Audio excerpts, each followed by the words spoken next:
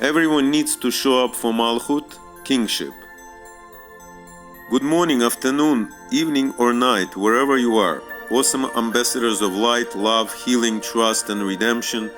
With the attitude of abundant gratitude, powerful souls and high vibes human beings with infinite potential. Quantum leapers into unknown, ushering Geulah right here, right now. Worthy announcers of the most joyous news ever to hit this planet. The announcement of redemption of King Mashiach, also known as Lubavitcher Rebbe, the messenger from God and the prophet of our generation. To silence the static in your head, become aware of your body by touching your heart. Start focusing on your breathing, and let's enter into and access here and now. Exhale deeply and forcefully. Inhale slowly and gently. And exhale slowly and deeply with a gratitude to Almighty. Dear and loving God, thank you for granting me the serenity to accept Geulah redemption here and now as the only true reality, for giving me the courage to change my Galut exile duplicity mindset to Geulah unity consciousness, and the wisdom to know how to publicize this truth of unfolding redemption to the world, as the prophet of our generation, King Mashiach Lubavitcher Rebbe, instructed. Does God really need me, and for what?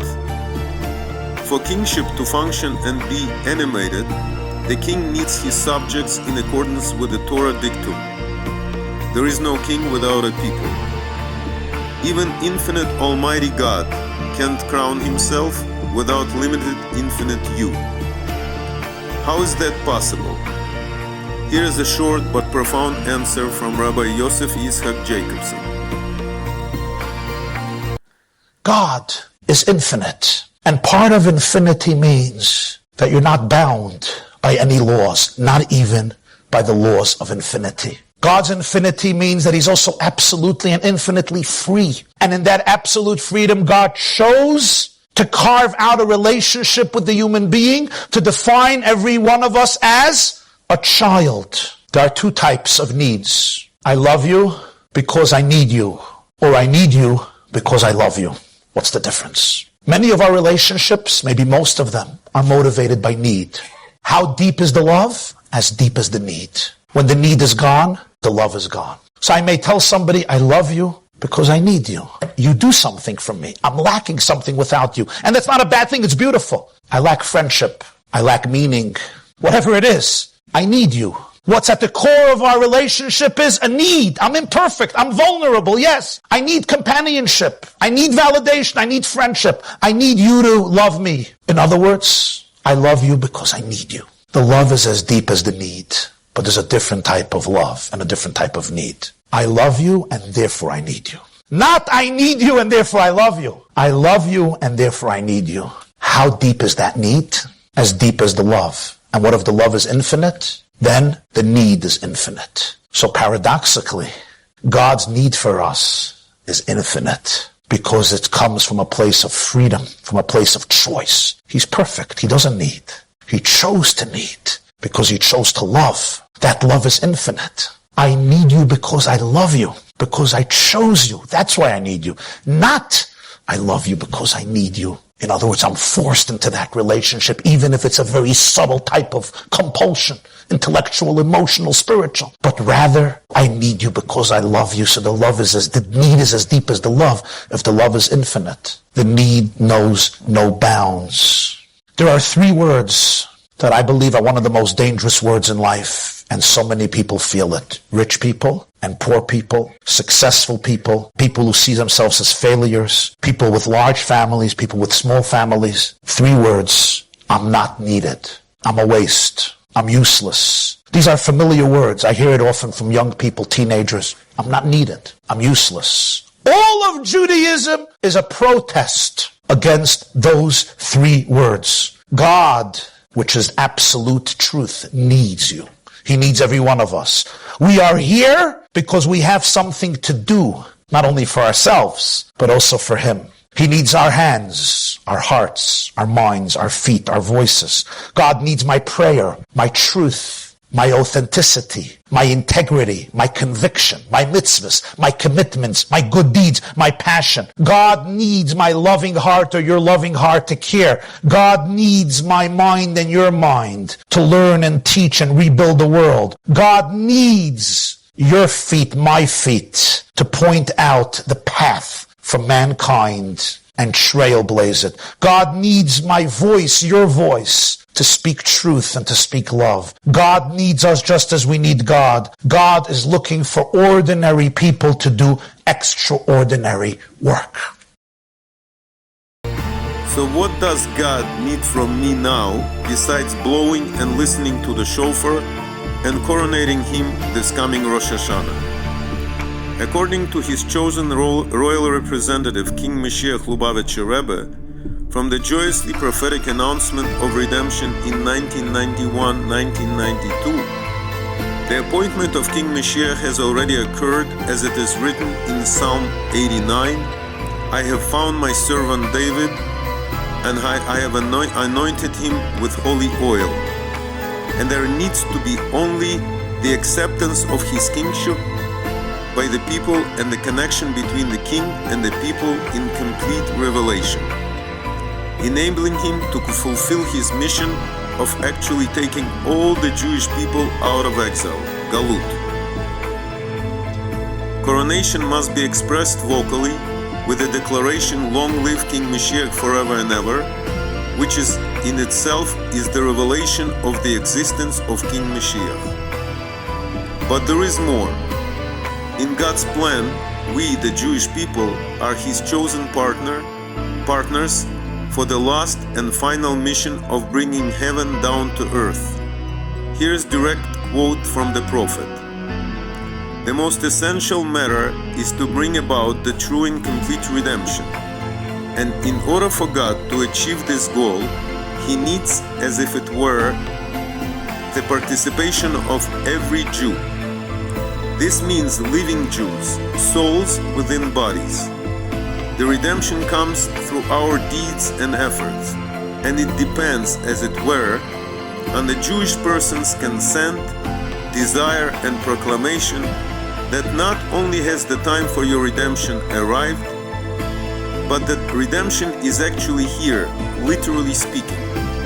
As mentioned above, Geulah, redemption, is cognate to the term Gilui, revelation, and is a reference to the revelation of the Master of the world within Gola, exile.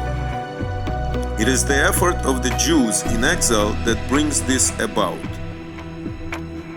By publicly announcing this truth, King Mashiach Lubavitcher Rebbe showed by example how to reciprocate to God's infinite love for us and fulfill His ultimate need. Because from 1991, it's not enough to just coronate him and even his chosen royal representative, King Mashiach Lubavitcher Rebbe, but we actually need to agree with God, make His will our will, His desire our desire, and proclaim out loud that Geulah is here and now literally. Then we will wake up from our dream of Galut, exile, our eyes will open and we will see, as the prophet of the generation announced, that true and complete redemption is already here and now in a simple sense. The world where there is neither famine nor war, neither envy nor competition, for good things flow in abundance and all the delicacies are as freely available as dust.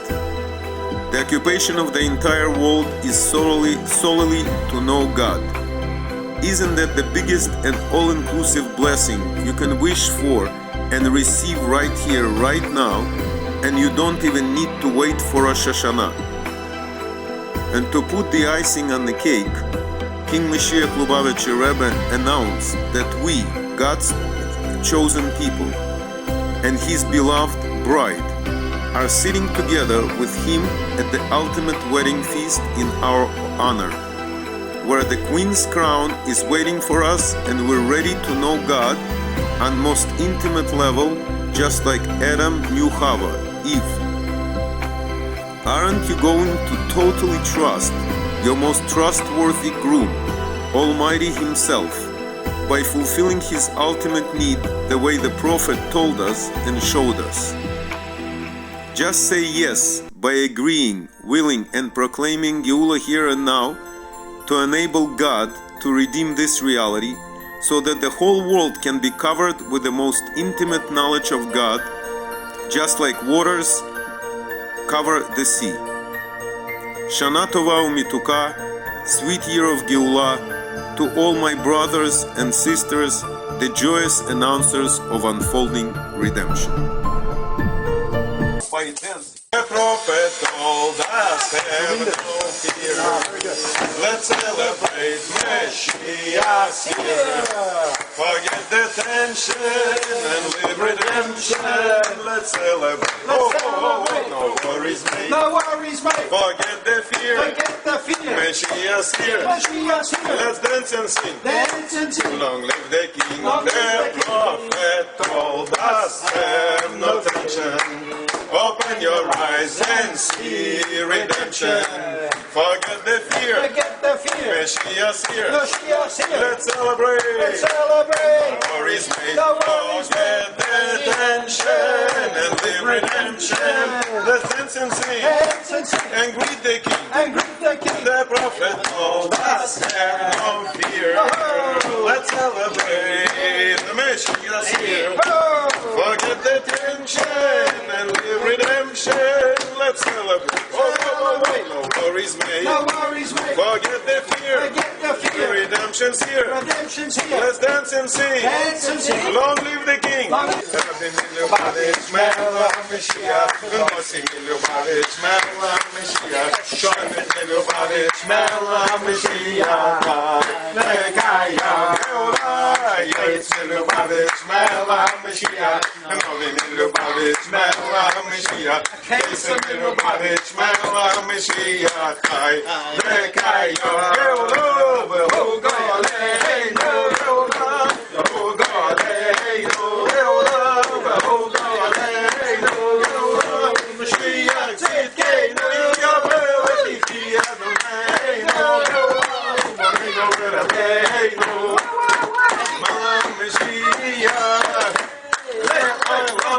The Rebbe is the boss. King Mashiach, the Rebbe is the prophet.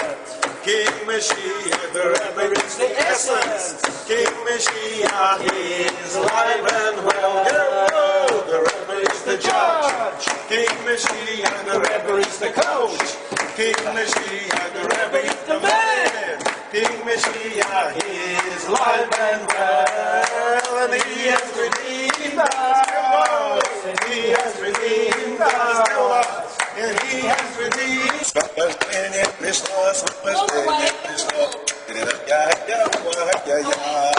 Geula's here. Mashiach's here. Mashiach's here. Освобождение пришло, освобождение пришло. Geula's here. Mashiach's here. Mashiach's here. Dance and sing. And celebrate. Освобождение пришло, освобождение пришло.